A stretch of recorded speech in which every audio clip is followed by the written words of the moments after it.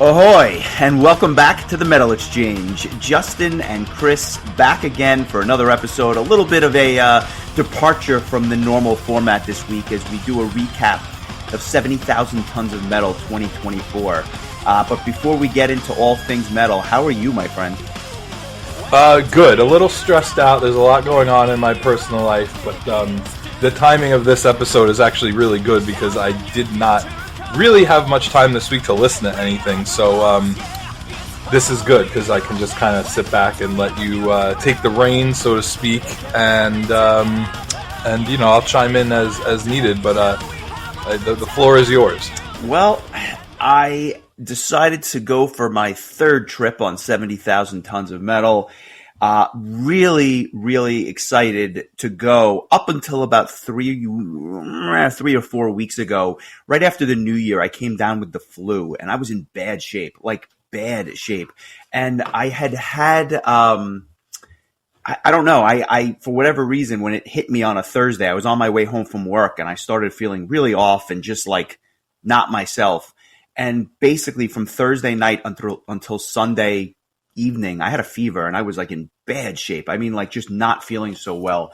And while the flu symptoms left many weeks ago, I've just had this overwhelming fatigue. And I'm like, this is not good when I have to basically overextend myself on what I know this cruise to be. But obviously I left. I flew down last Sunday with the boat departing this past Monday. And naturally, as I get on the flight and as I kind of get myself situated in my seat, for the next 3 hours, I endured babies crying, sneezing, coughing, and I'm saying to myself, I am absolutely going to relapse, and I might not even make it to day 2 of this thing. So the flight down was not exactly pleasant, but we made it down there. I went out for a quick bite after my flight, just because you ever have one of those midday flights where it's like, you depart before lunch and you land like way after lunch. And now you're just starving because you're on like, you know, travel time, if you will. No, because every flight that leaves Rochester leaves at 6 a.m., but I appreciate the question. Yeah, very good, very good. I get down, I throw my stuff in the Airbnb that we were in, and I went down with a group of I didn't fly down, but I was meeting up with about 11 or 12 people. We had 2 different rooms, a big suite on the ship, as well as a secondary room, just because we couldn't fit everyone in the main room. And as people started trickling in, we went to this Colombian restaurant, and I had this rather fantastic salmon dish, which kind of just set the way that I was going to be eating on this thing for the next 4 days. And my belt's a little bit tighter, but my wallet's a little bit emptier. So I guess it all offsets or what have you. Having been down to Florida now 3 times in this area, I've never been to South Beach. So I actually decided to take a walk with some other folks to South Beach just to see what this is all about. And it was interesting because across the street from all these hotels with like the neon lights and, you know, kind of think Scarface or something like that, when you walk across the street, it's just your typical beach, except it's the end of January and it's 83 degrees. So it was rather pleasant. And as a Rochester guy yourself, I'm sure you can appreciate it was nice to have a little bit of refrain from the cold weather that we've been getting here in the Northeast. Oh, no doubt. I went to South Beach for the first time about 1.5 years ago. The last time and first time that I went on any sort of cruise, and it was, I think we had gone in like November, so it was a very nice time to take a break from this. The sun actually came out here yesterday and is out today. I think that somebody said that there hadn't been a full day of like a totally blue sky since December 12th here. Oh, that is up depressing. Until yesterday. Yeah. So in case anybody was wondering why I'm moving, that's one of the reasons why. I think you'll enjoy where you go a lot more, but I digress. We get to South Beach, enjoy the scene, and then we see this, you kind of like where we were. If we looked to the left, there was just a horde, and I have no other way to describe it other than just a horde of people wearing black T-shirts. And I had a feeling that this was not your typical South Beach crowd, and I guess it's what they call the heavy metal, like beach party or whatever. So we stopped by there for a hot second before heading back to the Airbnb and just kind of, you know, not winding the night down because we wound up going back out a little bit later, but we watched some of the football game and like the NFC Championship was on. Watch that, and then there was like this Mexican restaurant right next to our place, which was a block away from South Beach, and we just kind of went there, parked ourselves up there, had some food and drinks or whatever, and then kind of called it an early night because our intention was to get to the boat as early as possible the next day just so we weren't waiting around. So I actually slept like a baby. I knew it was my last good night of sleep for a while, so I slept well, woke up refreshed, and then around 10:30 or so, we headed over to the boat, which I think we were scheduled to board around 11. So we got there with plenty of time to spare, but unlike years past, what they did this time, I should mention, I went out for breakfast or whatever just to kind of enjoy the morning, but I got to be honest with you. It was freezing. It was 55 degrees the morning that we got on the boat. I said, if this is going to be, I don't think I packed enough sweatshirts for what that would ultimately be. But on my way back from breakfast, I walked by the guys from Lord of the Lost. More to come on them later, but ironically, they did look rather lost in the middle of Miami. So, but the performances from them was just absolutely phenomenal. I'll get to that in a bit. But what has been now that you've gone 3 times? Yeah. What has been the general weather like once you're on the ship? Like, is the weather typically warm this time of year, or is it like as nighttime? Like you could wear a hoodie. Like how's the weather situation? I was always curious about that. So it's been random, right? The first year, it was shorts and T-shirts during the day, high 70s, low 80s. And then at night, especially on the pool deck where it's kind of, you're exposed to the elements, it does get windy. And I did put a hoodie on one night, but for the most part, it was rather warm. Last year, it was hot the whole time. I had a hoodie with me. I didn't touch it. I just was in T-shirts and shorts the entire duration of the trip. But this year, being that it was so cold, I had a hoodie on almost every night. And even though I didn't need to put jeans on, it was breezy and it was kind of cool, except when we actually got to the destination where it was rather warm. But again, that was during the middle of the day and I wasn't really exposed to the elements at night. But again, in the Dominican Republic, I don't think it gets to like 68 degrees. It's constantly above 70 and quite comfortable. So it's random. My suggestion to anybody that's thinking of going is bring a hoodie, maybe bring 2, but I think you're fine with 1. But just it's hit or miss whether or not you need to use it. All right, yeah, that makes sense. It was similar to when I went in November, although there were some days on the pool deck, like in the middle of the afternoon, where it got quite hot. I don't know if it hit 90, but it might have been pretty close to it, or at least felt that way since we were so close to the equator. Yeah, there you go. It's definitely a warmer sun, but as far as I'm concerned, it was a rather cool trip, at least compared to the years past. And even on the pool deck during the day, I mean, I'd be out there in a T-shirt and you were fine. But it was a cool ocean breeze, and if you weren't in the sun, the wind really did make it rather chilly. But I don't mind the cold, so to me, 68 or 70 on a pool deck is a hell of a lot better than what I've been back to here in New York City, where it's 30 degrees and freezing. Yeah, I would have taken 50 the whole week. Oh, it was. I mean, it was a pleasure, and again, just a nice reprieve from what I'm used to. But as we get to the boat, we kind of made it through security really, really quickly. And in years past, they had you kind of sit in this queue waiting to board. But this year, we got to the ship at 11 and got right onto the thing, which was amazing. Just because the last thing you want to be doing is sitting around when you know you're going to be sitting around the ship. So we get on board right away. We went up to some high deck where we could just kind of park our stuff and just relax. And that's basically what we did until about 1 o'clock when the room was ready.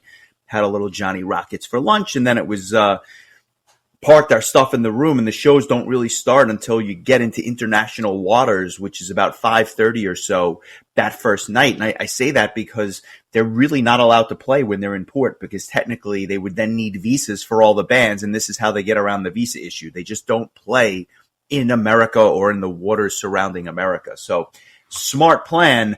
But then the the party ensues at, like I said, around 5:15, 5:30 or so. But the first couple of bands that were scheduled to play was really nothing that I was like dying to see.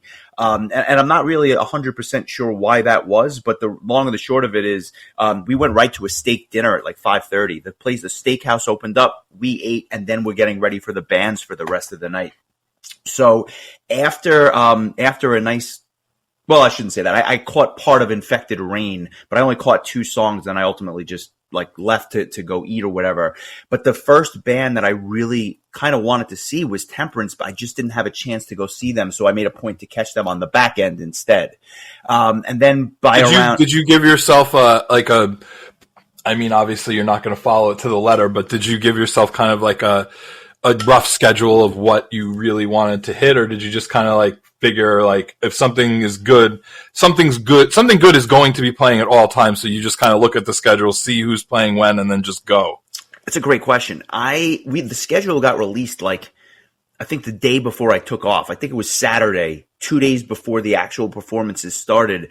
So I printed it out, and I have an app on my phone which basically gives you the running order and all the different events that are going on. But if I'm being honest, the way I kind of do it is I kind of map it out loosely in my head. Like, I want to see this band, I want to see this band, but then I'll look to see if there are other sets, what time they are, because there are bands that go on at 5:00 in the morning. And I'm like, if I do this, if I go to that set, it's going to just kill me for the rest of the trip. So if it's a band that I don't have to see every second of every performance, I will kind of look to see when they're playing on the back end. And if it's a set I can catch on the back end, I might be inclined to skip it on the front end if it's not a band like Threshold, who I saw both sets from, or something like that, which I'll get to. But the long and the short of it is, the first band that I wanted to see that I missed was Temperance. But I knew that I could catch them on the way back because there was no real conflict there. Makes sense. Yeah. So the first thing I called, as a preamble, how many bands did you see twice? That is a great question. I have to count them up, but I'll kind of just mention them as I go through it because it's a little bit easier that way. Okay, so it was enough to count a number of. Oh yeah, and to be fair, I may not have seen every second of the second set, but I'll say this: if I caught more than half the set, I'll count it as seeing them twice. So if a band's playing for an hour and I catch them for 38 minutes or 40 minutes, I feel like I caught enough of it that I can say I saw the set. Yeah, fair enough. The first band that I actually got to sit down and see, or stand up and see, was the Halo Effect, who we had saw at Prog Power just a couple of months ago. And I gotta be honest, I saw them twice, and I thought they were even better on the cruise. The first set was good, but the second set was phenomenal, and I'll get there in a little bit. But I watched the Halo Effect in the big theater, which is, as you know from being on the ship, it's almost like Prog Power, where it's like this theater in the round, but it probably holds, I don't know, close to 1,500 people or so. I mean, it's a pretty big venue. But the Halo Effect just tore the place up, and I was really impressed by that show. And then I went to go. Is it that same kind of thing where there's standing room on the floor and then just seats all like horseshoe all the way around? Yeah, exactly. And there's also the balcony area where you can just sit up there if you want like a different vantage point. But I thought they put on a really good show. And then I went to go see War Kings, which is the singer from Serenity and his side project. And I don't know if you're familiar with those albums. Have you heard any of that War Kings stuff? I feel like you. Oh yeah, every album I've gotten so far, it's good stuff. It's a little bit. There's like more death vocals than you would get from a Serenity album. I don't know if Melissa Bonney is like an official part of War Kings or is like a special guest, because she'll come on and do some of the death vocals for them. But yeah, I mean, I'll listen to anything with Georg on vocals. He's fantastic, and I enjoy the War Kings stuff. Maybe not quite as much as Serenity, but it's good. It's a little bit more straightforward power metal and a little less like symphonic and orchestral that like Serenity brings. Yeah, I think that's a very apt description. They played in the ice rink, which is like an area with a really large floor where a lot of people can sit. And then again, kind of in the half round, think of it as like half a hockey rink where people are sitting around. And it's a rather nice venue. I actually don't hate it, although I don't know that the sound in there is perfect, just because it's may not be equipped to handle what's actually going through it. But all in all, I thought it was a nice place to see a show. I caught about 20, 25 minutes of War Kings, and I kind of saw what I needed to. It was fine. It was good. I liked the albums. The costumes that they come on stage with are just absolutely ridiculous. I mean, like, you can't take it seriously, but for what it was really, enjoyable. The problem is I needed to kind of get myself prepared because, I wanted to go see Blind Guardian in that theater where I saw the halo effect just, moments ago. It is amazing to me how good this band is live, even to this day. And I say this because earlier in the day, we had been talking with some of the guys from the band, and they were, excited to play. But in my mind, I'm like, these are like the legends of power metal, right? Them and Helloween are always at the top of the list. And they sound better now than when I saw them 15 years ago. And it's not because they sweeten the sound with stuff from the PA system. Hansi's voice has just gotten better with age, and it's amazing what he's able to do. And the rest of the band is so tight and so professional. It was great. They had a really interesting. I saw the set list for the second performance. Yes. For whatever reason, somebody posted the second set list, but not the first. And oh boy, was I jealous. That set list was unbelievable. It was some of my favorite Blind Guardian songs. I would have had a blast. It was. And, the funny thing is they changed the set list. So there were a couple of songs that were in common, but I'll just give you a flavor of what they played that first set list. They opened up with Imaginations from the Other Side, which was, I thought, really, really cool. Skipping around a little bit, they did an awesome version of Nightfall, which I thought was just really, really fantastic, especially in that theater. It just went over exceptionally well. They played Script for My Requiem, which was another crowd favorite. And then the biggest surprise of that set, they played a song called Bright Eyes. I don't know if you're familiar with it, but that song is ridiculous and like kind of. That was from Imaginations. Right? Yeah, but a deeper cut. Like you don't expect to hear it, or whatnot. Well, they did make a music video for it, so they must hold it in some regard, right? That's fair. I guess I wasn't expecting to hear it. And then, of course, the obligatory Bard song, which they did play twice, but it's just so much fun. Like, it's just so good. And they played Lost in the Twilight Hall, Valhalla, and Mirror Mirror to end the set list. Just a phenomenal. And then that was just the first set, right? So far and away, the best band I saw on day one. I think Bard's song and Nightfall were the highlights for me. It was just a great set. And then I went to bed. I could have, my biggest regret was not seeing Vision Divine that first night. They were playing at 4:30 in the morning, in the Royal Theater, which again is a big venue for a band like that.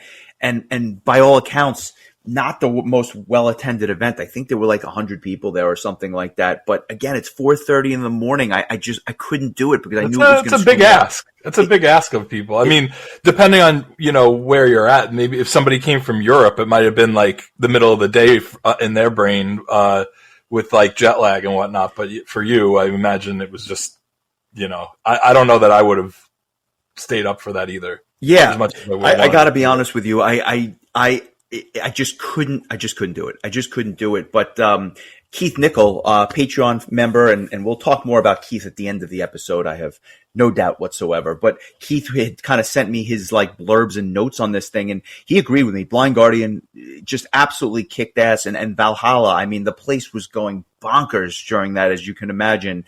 He had caught War Kings as well as another pair of bands or so. But by and large, we kind of. I called this one a little bit of an early night, and it kind of set me up nicely because I wanted to catch the first set on the pool deck the following day. So the pool deck opens up on day 2, and for those that don't know, they're literally playing on top of the ship with a great stage, and it's probably my favorite because of just the ambiance of the whole thing. And what better way to kick off day 2 than with Nanowar of Steel? Let me just say this. I listen. I heard that they built an IKEA furniture on stage. Just please confirm this. Yes, that is this was the most ridiculous thing I've ever seen. But to say that it wasn't entertaining would be a lie. It's 10 o'clock in the morning. You are in the middle of nowhere, somewhere between. I think I saw Cuba in the background at this point, and like it was wild. And these guys are like, I mean. I'll use Keith's phrase because I think he said it best. Quote, "What a band. That's all you can really say. And he's right, because this thing was bananas. Like, I just don't know how else to say it. It was,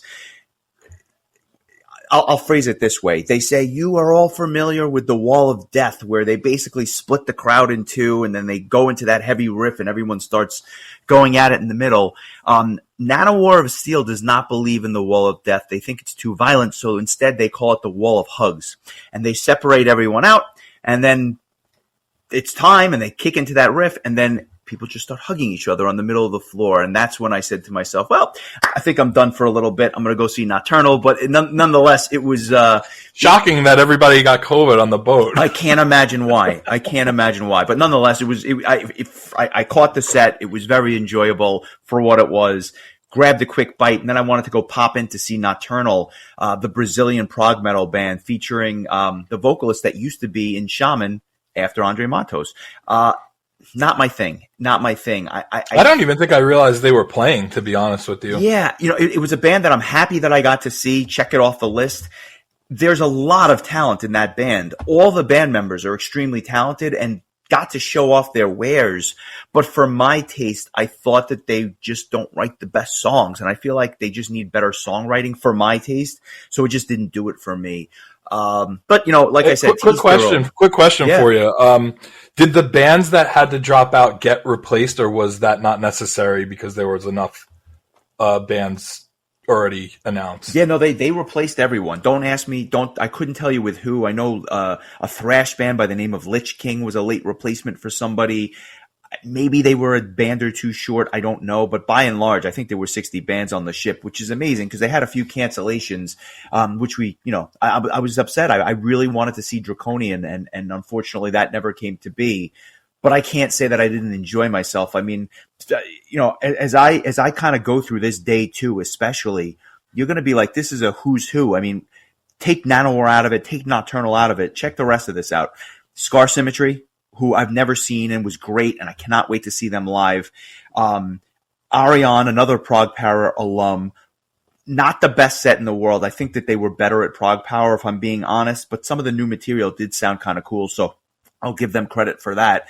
Then I get to see Threshold, who for me, I'm just such a massive fan that it almost doesn't matter what they play, but they did a great job. They played some old stuff, some new stuff. They were all over the place.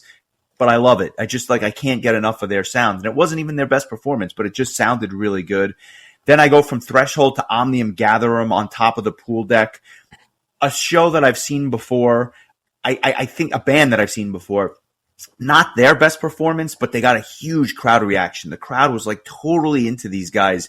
And I get it because it's just heavy enough and just melodic enough that it gets people like out of their seat and moving or whatever. And again, the ambiance of being on the pool deck was cool. So that was that. I went to dinner and then I get into the rest of this night and I'm looking at my list. I'm like, how the hell is this all possible for one day? Angra was next and they were, oh my God, dude, like talk about an awesome set list. They played Angels Cry. I lost my mind. And this was kind of a warm up to their DVD set where they were going to film a DVD the last night of the cruise. But this served as the perfect appetizer. They played something off every album, but at the same time, they didn't play too much from any one album. It was just great. And they are every bit as good as they were last time we saw them in Atlanta and every other time. They're just the consummate power metal band at this point. But it wasn't the best set of the night because that, I think, has to go to Lord of the Lost. These guys were just energy, a really heavy set list. They have some stuff that's not so heavy. They do a lot of that 80s synth stuff, but they did not mince words on this one. They played some heavy material, but it went over so well. And I'm going to just say, they played twice. I caught both sets. I think the second set was even better, but these guys are going to blow up. We talk about Sleep Token, and I know we have differing opinions on them, but this band, Lord of the Lost, is going to absolutely blow up. They are going to be too big for the cruise. They're going to be playing if not arenas, I don't know about that, but they're going to be playing large venues throughout the country. I can feel it. It's the poppiness of some of the songs combined with the dark and heavy elements combined with the typo negative shtick that they've got going on, at least with the vocals. A phenomenal set list. And they also Did they are play quirky, any like they're covers quirky from guys. their newest album? Say it again.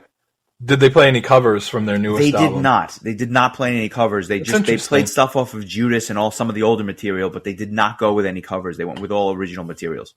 Okay. After Lord of the Lost, I went to Edenbridge, who were playing on the real small stage in the lounge area. I stayed for one song.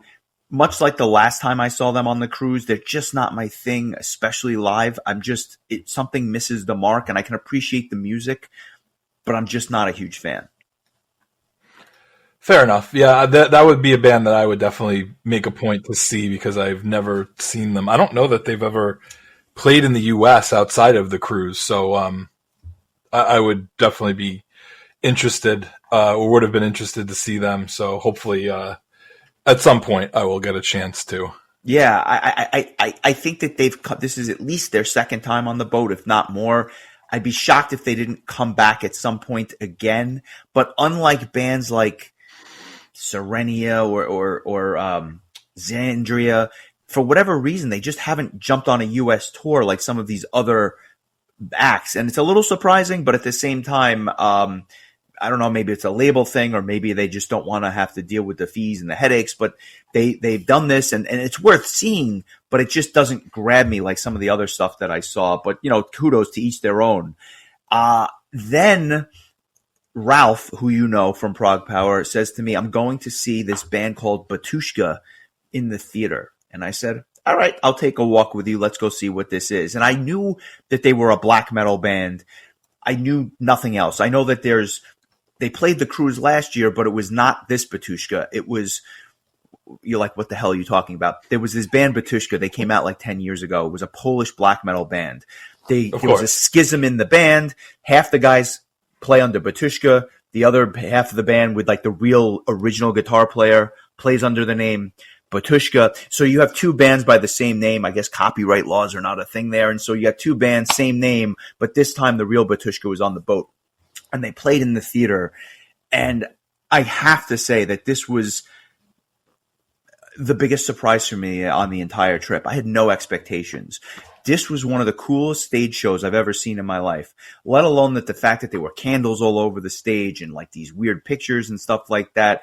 But the intro track that they used to come out on stage was some of the most haunting, crazy thing I've ever heard. And you were basically at like this black metal mass. I mean, it was bananas, but it was so dark and so brooding and just so captivating in many ways that I'm like, I have to check this band out. I have to hear more of their stuff. None of the lyrics are in English. It's all this like Gregorian chanting and stuff like that, but somehow it works. I don't know that we're ready to cover their album on the podcast, but I'm so Will curious. I ever be ready? What was that? Will I ever be ready? Probably not, but I'd be lying if I didn't say that at some point we may have to cover these guys. It was crazy. I mean, it was nuts, but it was a really cool show. Then I go to see Epica, who's like the consummate professionals at this point. They played the entire Quantum Enigma album on the pool deck. Great stuff. Nothing, again, that you haven't seen from them, but they just do it so well. They're like a well-oiled machine. Then I caught some of Serenity, which I thought was great. With knowing that I was going to get to see them again on the back end, I actually left Serenity to go see German thrash metal band Sodom, just because I wanted to hear what they sounded like. And I should say Sodom.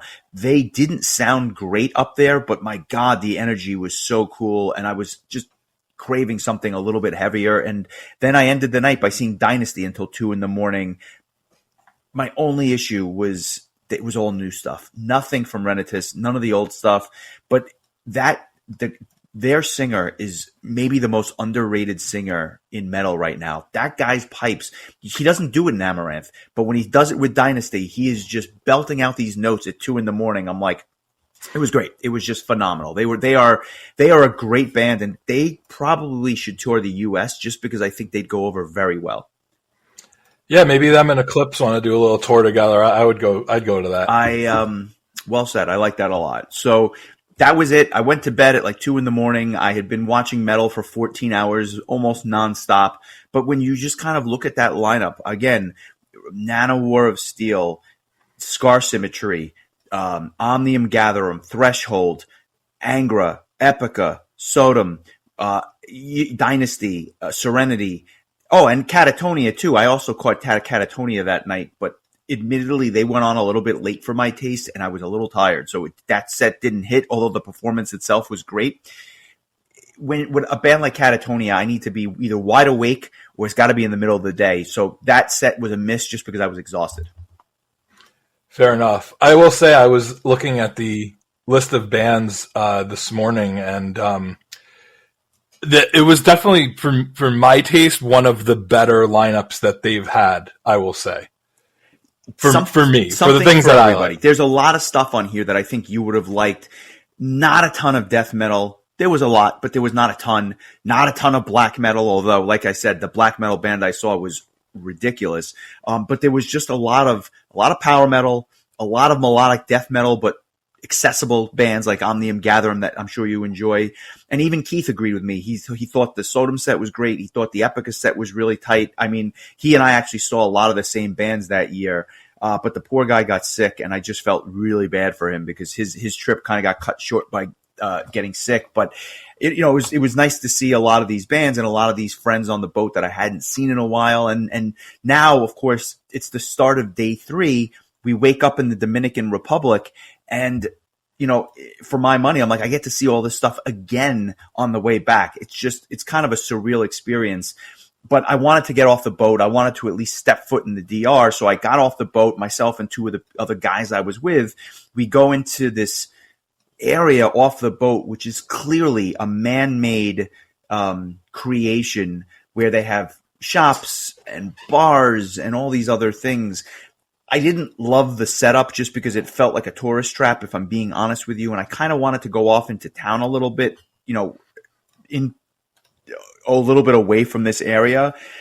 But as we kind of walked through this, this creation, when you got to the exit and you were able to leave the area, I saw some like unsavory things, and I decided it was probably the best bet to stay put and not delve any deeper into the area. A lot of barbed wire, a lot of people like lingering around, and just from my day job, I kind of know what these things mean. So I decided to not venture out any further. It's either crime or Mick Foley is a match planned soon. It's one of the other, and I probably would have stayed for the latter, but my gut was telling me it's probably the former. So unfortunately I didn't stay out there as much as I would have liked, but had a few drinks out in that like man-made creation, this tourist area, and then went back on the boat after a few hours and kind of called it quits. And then it was back to Miami for day 3, where again, now I'm trying to make a point to see all the bands that I did not get to see on the first 2 days. So I started by watching a little bit of War Kings on the pool deck. Again, not necessarily my thing. I believe it was the same set list they had played the night or a couple of days prior, but tons of energy, and I give credit for them. I did enjoy, I think, the second set more than the first, especially being outside and all that stuff. Let me ask you this. Yeah. At this point in time, who is the band, 1 or 2 or even 3 bands that you're like, okay, I didn't see them on the first day, I absolutely have to see them this time? So that's a great question. I had to see Vision Divine. That was a no-brainer for me. That was number 1. I really wanted to see Temperance. That was number 2. And then number 3, ironically, was probably a band that I missed because I just could not fit it into the schedule, and that was Iatun, the doom metal band. So that was one of my regrets, not being able to see them. Also, I wanted to see Flesh God Apocalypse because I've seen them before, and I wanted to make a point to go see them. So they were probably, if not 3, number 4. And then there were just a bunch of other bands that I wanted to at least catch part of their set. If I couldn't see the whole thing for reasons I'll get to, I needed to see at least some of it for different reasons. So it was a lot of jumping around these last 2 days just to kind of get this all in. But I got to see Temperance. They were very good. I thought Kristen Starkey was down in the mix, at least from my vantage point, and I would have liked to have heard her a little more prominent in the vocals because she's obviously one hell of a singer. But nonetheless, again, not the greatest mix, but I was glad that I got to see their set. That was really important to me, and I have a feeling. This is not inside information. This is just me speculating. They're going to wind up latching onto a U.S. tour at some point, and they're going to get much bigger than they are. I don't think they're ever going to be a Lord of the Lost, but they have a lot of potential. I on 100% agree with that, especially based on their last album, which we both ranked on our best of lists from last year. So yeah, that's cool, and I definitely would like to see them as well. I'm hoping that maybe Prague Power is in their future, maybe next year. But yeah, we'll see. I definitely think definitely nowhere to go but up for them. Couldn't agree more.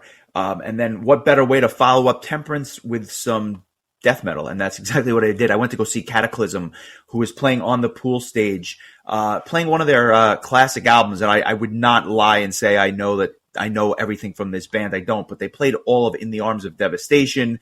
Really high energy set. It was really, really fun to watch. The riffage is just off the charts. And it was just, again, a little bit of a palate cleanser from two kind of power metal bands or symphonic metal bands. But Cataclysm was fun. Stayed for a bunch of that, more than I actually expected to stay for. But that was one of those bands that I kind of just wanted to check out, right? And just see what it was all about. Left there a little early to go see Vision Divine because they were playing on that lounge setup stage, which is kind of small. And I was on the rail for this. Vision Divine was phenomenal. They have a new singer who I believe is the singer for Dirtian, another Italian power metal band. Really, really interesting stuff. And I'll offline, I'll tell you some of the stuff that Olaf Thorson, double alum of the Metal Exchange, had to say when I bumped into him before the set. But I'll leave that for a separate conversation. I'll just say that their performance was fantastic. They played The Perfect Machine, which made me lose my mind because I wasn't expecting to hear that.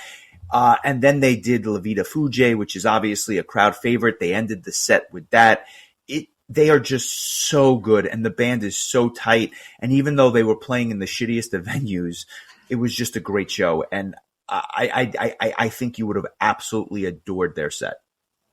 I have little doubt. I did get a little video clip from you of them doing "Send Me an Angel," which was awesome. And yeah, the only thing I was a little disappointed to hear was that Fabio didn't make an appearance. But maybe Fabio doesn't do the smaller rooms. You know, he's a kind of a big deal these days. We'll talk about that offline. Maybe on our next Patreon chat. How's that for a teaser? I know the reason why, and I'll tell you during our next Patreon chat. There you go. Went to dinner and then caught 3 more sets. Perhaps the set of the weekend was next. After dinner, my belly is full, may have had some wine, and now I go up to the pool deck to see Blind Guardian's second set.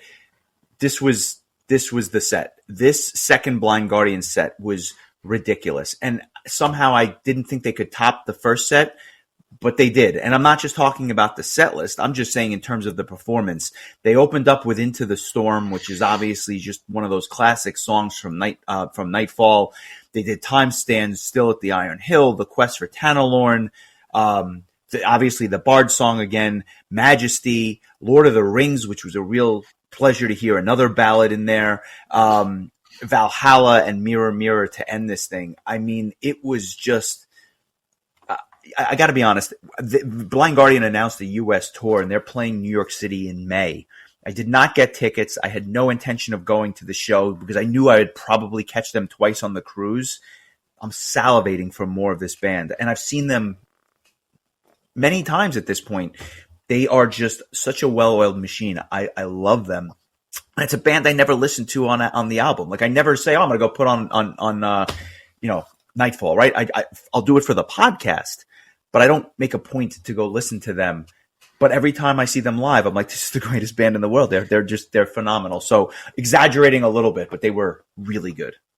Yeah, I mean, again, I saw that set list and was just like, this is as close to like a greatest hits of Blind Guardian for me, for my personal, enjoyment that there could be. Like, just pretty much hit every song that I love from them. So I'm glad to hear that.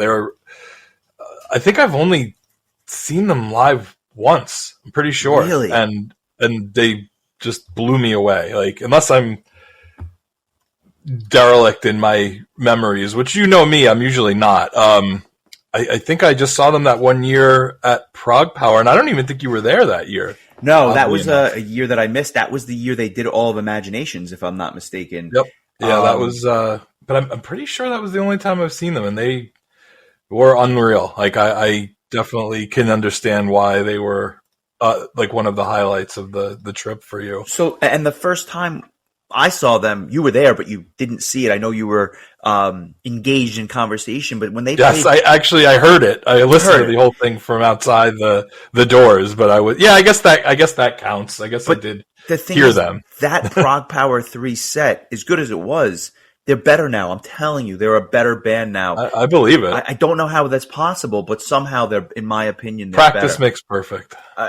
It must be. I guess after 40 years, they finally hit their stride. But no, they're just so good and so much fun, and all the accolades well deserved, to say the least. But for me, the night was not done. I went to go see Scar Symmetry again.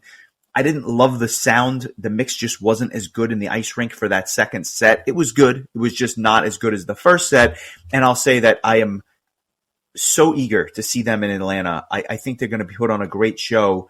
And even Nick, our mutual friend who might be joining us this year, I think he's going to particularly enjoy this set. For a melodic death metal band, there's a lot of melody. And they have the dual vocalists on stage. And Per Nilsson's guitar playing is just as good as it gets. He is a machine up there and just has such mastery over the instrument and writes some such cool riffs. It's going to be a fun set. I would encourage you to kind of check out some of their older stuff, maybe check out some of the set lists that they've done, but you got to go see them. I think that's another band that I saw while you weren't there, oddly enough. You saw them already? Yeah, the last time they played at Prague Power. Go figure. Yeah, I watched it with James from Vanishing Point, as a matter of fact. He was a big fan. Like, he was really rocking out. He was having a really good time. But I definitely look forward to seeing them again, because I'm definitely more of a fan now than I was the last time I saw them. So nice. I'm definitely looking forward to their set. I don't really know that there's any bands that are playing on Thursday night this year that I plan on skipping, so long as I end up becoming a fan of Dark Tranquillity, who I'm not that familiar with. I think you will like them. We're not going to do the discography. It's too much, but we'll maybe an album or two. Maybe that wouldn't be a bad idea, just to kind of wet your whistle. Or we can kind of do what we did with Powerwolf and maybe just do one of their set lists from 2024. I think that's probably a good way to go with them. Yeah, I think so too. It's a little less daunting. Yeah. We did it last year for the Powerwolf show. Maybe we'll do it this year with Dark Tranquillity. I think it's just get the exposure, and I have a feeling you'll like them. Similar to the Halo effect, in that Michael's vocals are growly, but they're accessible in that sense. They're not off-putting in any way. In fact, he's such an engaging frontman that it's hard for you not to enjoy that stuff live. I look forward to it. I really do, especially considering that it's sandwiched by Northtail and Twilight Force, so I think that'll be a fun night overall. Not to mention, No Spoon and Dark Tranquillity and am I missing somebody else? Oh, right. Well, that's. So they're kind of like right dead in the middle there. Tell me, Leprous is playing that night. Yes, Leprous is playing as well. It's No Spoon, Northtail, Scar Symmetry, Twilight Force, Leprous, and Dark Tranquillity. Sign me up. Not going to complain about that. So like I said, I saw Scar Symmetry. They ended at 12:30, and then I had a decision to make. But to be honest with you, it was not that hard of a decision. Wanted to go to bed, but went right back to the pool deck to go see the second Batushka set. And I know you're going to say like that there was something so captivating about the performance that I just wanted to see it again outside in the middle of the blackened Caribbean where you can't see anything because there's no lights anywhere around you. And it was great. I didn't stay for the whole thing. I probably stayed for about a half an hour, but I was happy that I got to see them a second time. So by far the biggest surprise of the trip. And again, shout out to Ralph for telling me that you let's go check this out, because I became like an instant fan from these live shows. Really, really cool. Just a great presentation. I better see you wearing a Batushka shirt next time I see you. Can't promise you that, but we'll see what happens. Did you happen to see the All-Star Jam by any chance? So I did, but I haven't gotten there yet because that happens on day 4. So let me. Okay. I thought we were on the last day. No, that was just the end of night 3. So we're getting there. All right. Day 4 was another marathon day, but I'll say this. Despite staying up for the Batushka set, I wanted to wake up early to go see Lord of the Lost on the pool stage. This was maybe my second favorite set of the weekend. Like I said, they're going to blow up. They sounded great. There's obviously these guys are beat to their own drum. They are characters in every sense of the word, but like there's something so endearing and engaging that you just can't help but like the stuff. And the music, as much as I like it, and I've listened to a bunch of their stuff, it comes off even better live. They're the next big thing, and I'm hoping that Glenn or Milton get them for Prog Power because I feel like that window is closing fast. If they don't get them in the next year, like for next year's lineup, it's not going to happen because they're going to be too big and they're going to be doing headlining shows in theaters a lot bigger than Center Stage. Yeah, and I'm sure the exposure they got from doing Eurovision is going to fast track things for them even more so. Absolutely, there's no doubt in my mind. So it was breakfast with Lord of the Lost. Then there was a little bit of a break for me until about 1:15 in the afternoon. So I grabbed a quick bite. I saw Serenity on the pool deck. A solid show, a little bit unremarkable, but it was cool to hear some of those new songs like The Fall of Man live. It was just cool to see them again. George sounds phenomenal. Just a little unremarkable just because I've seen them before, so it was like nothing new, but it was a good set. And then I went to go see the All-Star Jam, or at least half of it. And this is kind of a shit show in many ways because there's a lot of dialogue in between songs while they get other people's guitars up and ready to go. And so there's a little bit of downtime and it's a little bit awkward, but there's something endearing about it because you don't get to see bands of this ilk play together all the time. So I stayed for about half of it, but I have to say 2 of the highlights for me were watching. I got to pull this up just because I have to find out like the running order and stuff like this. There was, I'll say it this way. Hansi Kirsch comes out and does 2 covers, and the lineup that he was with was just like, oh my God, they're playing together. So let me just pull this up for 1 second. I'm always so fascinated to hear these makeshift lineups that they do for this. I'm dying to see one of these. It's really cool. And I don't just say that, but like I'll just read it to you. Let me just say this. So all of a sudden, after a couple of covers, Hansi Kirsch comes out and does Don't Talk to Strangers with the following lineup. On drums, Frederick from Blind Guardian. On guitar, Marcus Sippin from Blind Guardian. On guitars, Per Nilsson from Scar Symmetry. And on bass, Felipe Andrioli from Angra. Like, what the fuck? Like, how is this possible?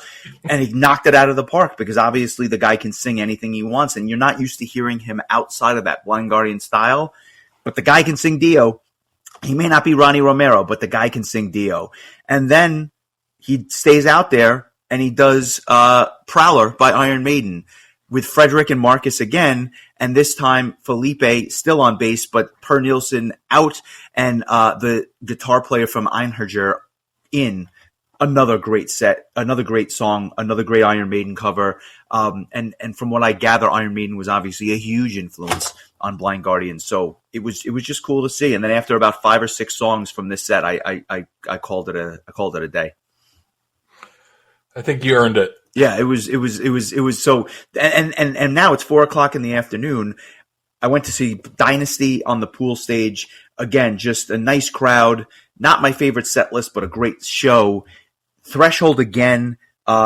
They played Mission Profile during the second set. I'm like, holy shit! I mean, it was great. God, I love that song. It was a great song, and Glenn Morgan is just a bottle of energy up there. And just taking a step back, I know we've talked about this in the past. That band has been blessed to have three great singers, and they all sound totally different, but it always works no matter which one is on that stage. Yeah, I can't even disagree. I think Yeah, oddly enough, Damian Wilson is the only one of the three I've never seen sing live, which will be rectified later this year, although it won't be with Threshold. But I have seen Threshold with Mac and with Glenn, just never with Damian. But I'm excited to see Damian sing live for the first time later this year for sure. That is, I have seen Damian with Threshold, and no matter what this guy plays at Prog Power, it's going to be a treat. The guy can sing a phone book. He's truly one of those guys. So awesome. Glad to see Threshold again. And then I bopped over to see Disillusion, another band that's playing Prog Power this year. And I was only able to stay for about half the set because I wanted to see something else. But these guys, there's a lot of promise. They sounded really good despite being in the lounge, the small area. That Prog Power set. Did you watch this set with Tyler? Because he told me that he's like, the Disillusion was sick and they're gonna be like a highlight at Prog Power. So it was on his recommendation that I didn't miss the second set, and I plans to see them anyway. But it was really it was cool. I was happy to see it.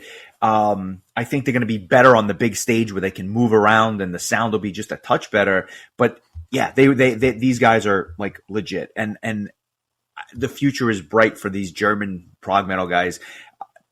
A touch of Opeth, a touch of other, classic prog metal bands, but not in the Dream Theater vein, more of like the darker, heavier stuff that's out there, like a touch of Pain of Salvation, a touch of Opeth, but really, really cool. And I'm going to make a point to see their set in Atlanta. I just think it'll be fun. That's another album. We should probably do their new album at some point just to kind of wet your whistle, if you will, and get you prepared for what's to come.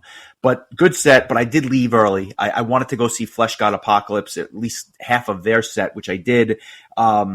Great show, huge crowd, a band that I never listened to, but I feel like I need to go back and listen to more because it has all the elements that I love.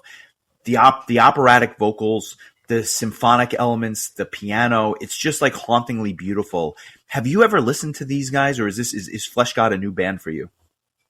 Maybe a handful of songs, but I don't think I've ever actually listened to an entire album. I think I have 2 songs from them, and they're not even that recent. So yeah, this is a band I'll need to do a little, listening on. So yeah, it would be a good band to do an episode on for sure. Nice. And another one that I think I'll do at some point. This was maybe the second biggest surprise for me, and that's My Dying Bride. I knew nothing about this band going into the show, but their blend of like death and doom, mostly doom, but with the death metal vocals, is a really, really cool sound. And I never thought I would see a band like this live or have any interest in it, but they were really, really good. And I kind of want to check out more of their stuff just because I was literally hearing them for the first time. It almost reminded me of like Rotting Christ, who I'd seen the year before, who the performance was just so good that it makes you want to check out the music, even though you were unfamiliar at the time. So A+ from My Dying Bride. Then I bopped over to see Tigers of Pantang, a band that I was not really, I don't know anything by, but I just knew I was familiar with the sound because of that old new wave of British heavy metal thing that they've been doing for well over 40 years at this point. Not my favorite act, just because I don't love that style, but I was curious to see it, and just as a big Maiden fan, I knew that they were an influence to Metallica, so I wanted to kind of see them. Got that out of my system. Saw a little bit of Mystic Prophecy. Saw Halo Effect a second time. This was their better of the 2 performances. The place was going bonkers. Everybody's jumping up and down on that pool stage. Just a really fantastic high energy set from them.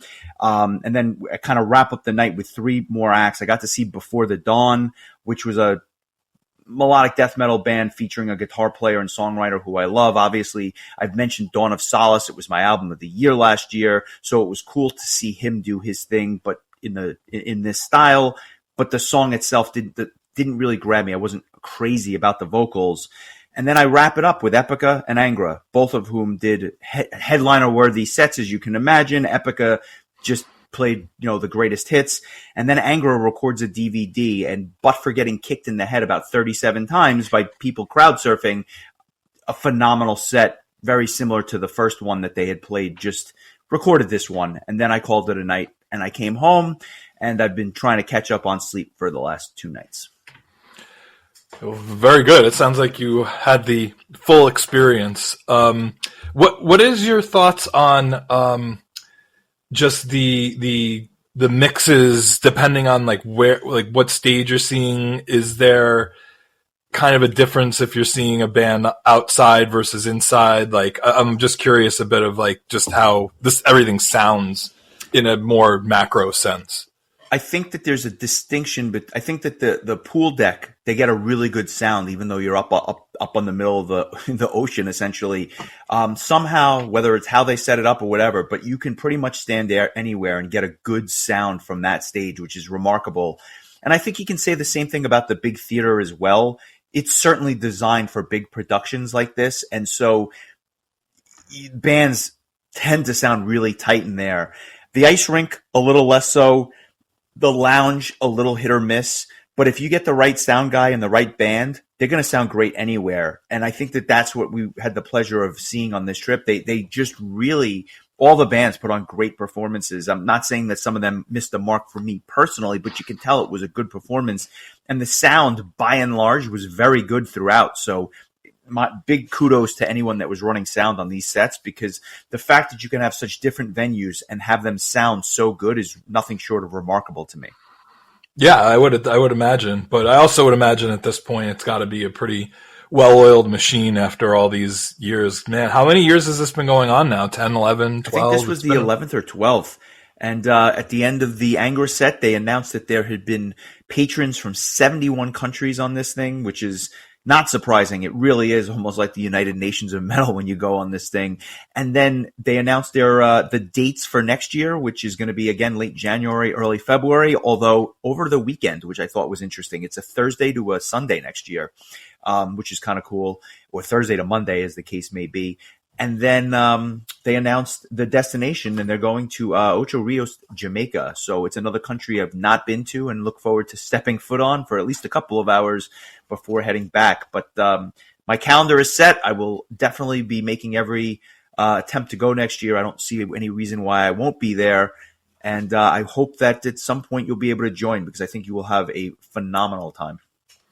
Yeah, we'll see. It always really comes down to finance. And of course, the years that I was most able to go was during COVID, when there was none. So if there was a 70,000 tons during that time and there was no pandemic, I probably would have gone. But I will see about next year. I'm hoping to be in a better place financially by then, but we'll see, because between that and Prague Power, it's a lot of money to dole out. But I really do want to go. It just sounds like such a blast, and I always have serious FOMO during the week where everybody's there and posting photos and everything. And thankfully this week my mind has been elsewhere. But these little recaps just make me like so wish that I was there for it, because I definitely think you could have dragged me to some things that were outside of my comfort zone, and I would have, with the help of an adult beverage or two, really enjoyed something a little bit outside of the box that I wouldn't have necessarily gone to buy, like a show. I don't think I would have bought Batushka tickets, but I'm telling you, it's the luxury of knowing that there's music at all times. And obviously, if you some of the way when I read this thing off, it's like a who's who for me of like some of these bands. But I get just as much enjoyment about checking out a Batushka or a My Dying Bride as I do seeing Angra for the 10th time. Love Angra. Will always love Angra. Some of the best records I've ever heard. But seeing some of this other stuff is a nice contrast. And when the setting is right, you could do a lot worse. And to be honest with you, I don't need to know every lyric from every band to enjoy the set. I had enough of those. I got to see Blind Guardian. I got to see Angra. I got to see, so on and so forth. So these other bands really do make it. But when you think about it, like there were some of these days I'm watching 15 or 16 acts. That's incredible. Like it doesn't stop. And it's almost overload to me, but I wouldn't have it any other way. I just loved it. And, I'll sleep when I'm dead, I suppose. Well, that's what my grandfather would say, and he's sleeping now. I bet. So that's my recap of 70K. Obviously, we'll do a Prague Power recap in September. And I want to give a shout out to our Patreon members. Thank you for your support. If for no other reason to say that you can have influence on this podcast, I think there's no better example than what we are doing next week by request for Keith, who I mentioned earlier from our Patreon. He is sick with the flu. Keith, I hope you feel better. I am sick that I have to listen to this album more than one time in the last 15 years. If I'm being honest, next week, by request, we go back to 2003. And as much as it pains me to say it, we are going to do Metallica's Saint Anger by request. I'm nauseous. I don't know how you feel, but this is actually the first time I can say where I'm struggling to. I'm struggling. I'm actually struggling, and I'm going to be at a bit of a loss for words next week. But I'm gonna go down giving it my A+ effort. And it's going to be the last episode of the Metal Exchange podcast. So thanks to Keith for sinking the ship, so to speak. No, just kidding. But yeah, I've attempted to listen to the first song on this album and made it about 20 to 30 seconds in, and it's just it's one of the most audio unappealing sounds. Literally nothing to do with the songwriting, but just the mix of it all is so bad. So I am I'm going to force myself, and I just have been dragging my feet as long as humanly possible, and I have a built-in excuse that I've been actually a little bit busy the last week, but I will be ready, and I can't promise you I'm going to be happy about it. But that's why if you are a member of the Patreon, you make a request, we will cover it. For better or for worse. And while I always look forward to recording with you, I most certainly look forward to your album selection the following week so I can purge this thing from my ears. This is going to be... I'm going to have to pick a good palate cleanser. You really will. Although, to be fair, I think anything you choose might serve as a good palate I might pick Risk by Megadeth then. You know something? All of a sudden, Prince of Darkness is sounding really good to me. What a time to be alive, my friend. What a time to be alive. But anyway, so next week, Saint Anger by request, and then we'll go back to the normal format the following week.